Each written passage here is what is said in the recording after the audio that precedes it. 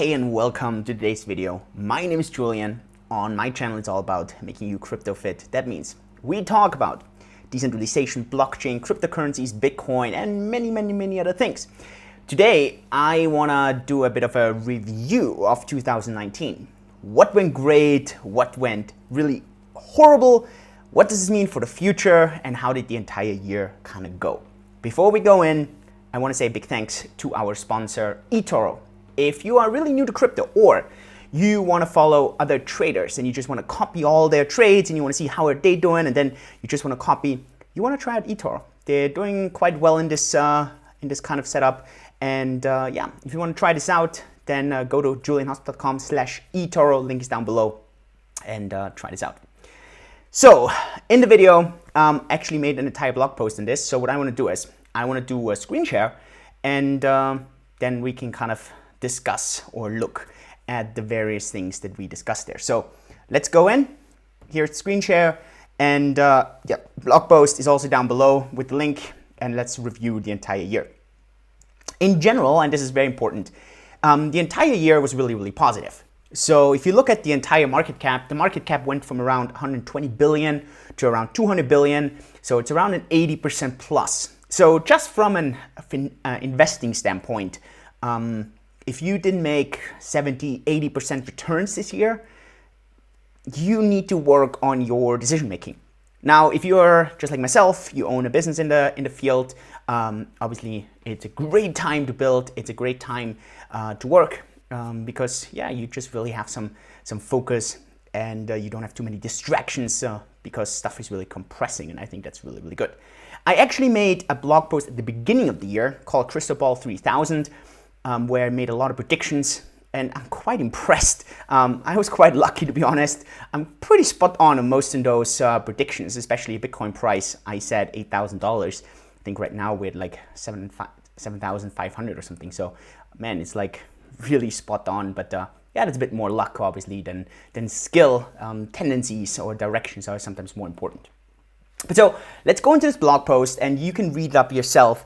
And I start off with decision making. And so in decision making, what's really important is to kind of understand that outcomes don't always like relate to the decisions. And this is key because especially in 2017, when a lot of people came in, they all thought that they're really good at decision making. But don't forget one thing. If you are really bad at decision making, but you're just lucky or you have good timing, luck just means timing, you will have good outcomes and you believe that you are a good decision maker. Well, what happened is most people, 2019, even though the market was super good, they all lost money. And the reason is because people love to kind of trick themselves. And what I mean with this is instead of investing into value, what happens is many people just invest into hope. They hope that their project is going somewhere. Now, what you need to try to do is you need to try in projects where the value is here and your price is here, so that you don't have to hope that the value goes up. And in reality, most people actually do it the other way around. So they invest in projects where the value is here, the price is here, and they hope the projects push the value up. And this is just really tricky. And well, and I think this is really tough. And so there's very few projects actually that I believe where the price is under the value. And I'm actually going to be doing a video. I'm not sure if I'll do it during the holidays or maybe afterwards, where I'll discuss a couple of the projects where I think price is under value. But this is a very important fact. So if we reflect, and let's start off with 5 things that I thought was quite horrible, and that's obviously the first thing is altcoins. And the reason here is very simple, because most altcoins, if you actually do calculations, so that means you ask yourself, are they solving a real problem? How many actual users do they have? And then you start comparing this to traditional projects. You would actually see that these projects might be valued at $0 million, maybe $5 million, maybe $10 million. But very rarely higher. Well, the price of many of these projects is up in the 50s or maybe still hundreds of millions of dollars. So I'm telling you, these projects are on a downtrend because the price will always go to its value. And I made a lot of blog posts on this and videos, and obviously people don't like to hear this. Honestly, I couldn't care less. At the end, it's your money. And hey, I made really good money this year. I'm really smiling. I'm super happy. If you didn't make a lot of money because you got beaten down, and I mean, I'm just using this meme here. If you've been beaten down by all these altcoins, you just need to reflect.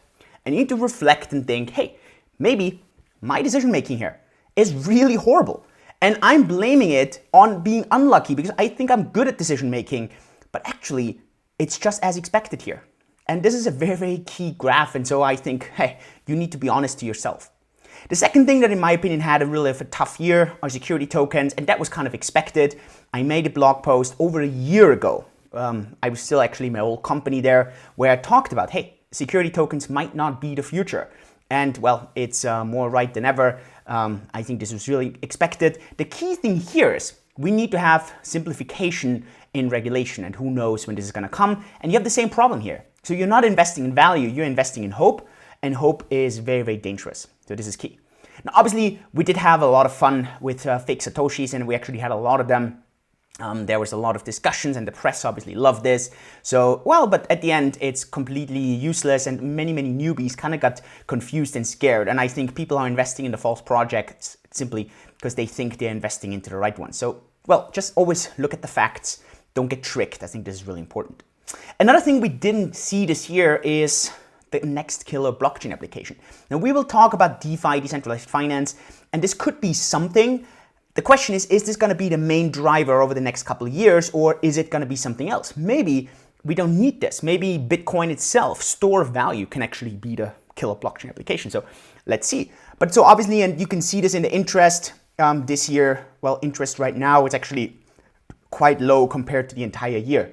And this is not really surprising in all of this. And the last thing was that obviously you could feel was these pump and dumps. And some of them had to do with Tether. There was a lot of focus on Tether, obviously. A lot of it had to do with physically delivered ETFs, not ETF, Bitcoin futures.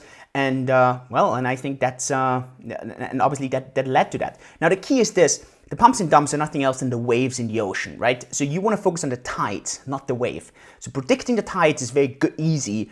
Predicting the waves is very, very difficult. So that's always the key thing. It's time horizon, right? So focus on that. Extreme server, I'm a crackhead. I'm addicted to opium. That's funny. Good one. But so these are the kind of setbacks that we had. And to be honest, none of these are fundamental, right? I think everyone kind of expected altcoins to die, obviously, except for those that were in the altcoins. Security tokens discussed this a lot. Obviously, you always have these attention seekers. The missing blockchain application, I mean, it's not that easy. It could be gaming. Let's see. I mean, it's still up in the open. And then obviously you will have these pump and dumps, and people are kind of blaming them and say, hey, you know what? There shouldn't be any pumps and dumps. But to be honest, that would be a regulated market. And well, I think you're in crypto because you don't want to have a kind of a centralized market. So that's a key thing. So if we look now at the really great things and the hype things, and here we had some really, really, really strong kind of cases. And I think when we look into 2020, there's going to be a lot of focus in here. Obviously, most of all have the half-year mark. Kind of, we had Libra coming out, Libra Association, and it kind of ticked off this entire governmental centralized stablecoin kind of frenzy. And from there, you had China, you had the EU just recently came out, you had literally one country after another. Obviously, the only one is the US right now, who is for some weird reason a bit behind. They waste their time printing fiat money instead of focusing on how they could kind of innovate. And I think that's, I think, yeah, very, very easy to kind of understand. But this is going to be a big, big focus. And also going forward next year, I think that's going to be massive. The second thing is this little bit of a shiny object, and that's DeFi. Pretty much the entire Ethereum ecosystem kind of held onto that string, and that's going to be an interesting one. How is this going to go forward 2020? I mean, ourselves in Cake, we're working on DeFi and Bitcoin, so I don't think there's going to be too much competition there, but I think it will be some added value there. And obviously the question then is going to be, what's the actual problems DeFi is going to solve, and I think we still need to figure this out a bit. But, well, DeFi is definitely going to walk with us next year. Very, very strong topic the entire year. If you've been following my channel, you know this, and I think in the entire crypto ecosystem. If we look at Bitcoin, 2019 was the story of stock to flow. This is not something new. If you read my book, Cryptocurrencies Explained Simply, I talk about digital gold in there, comparisons to gold. So it's not totally new, but having a formula and being able to calculate, Plan B on Twitter was the one who came up with the formula and kind of talked about this. And obviously this brought a lot of validity to it. I mean, Libra did, stock to flow, made some calculations. So that was obviously very, very interesting and very exciting. And at the end, one has to say Bitcoin was king. It saw a true renaissance.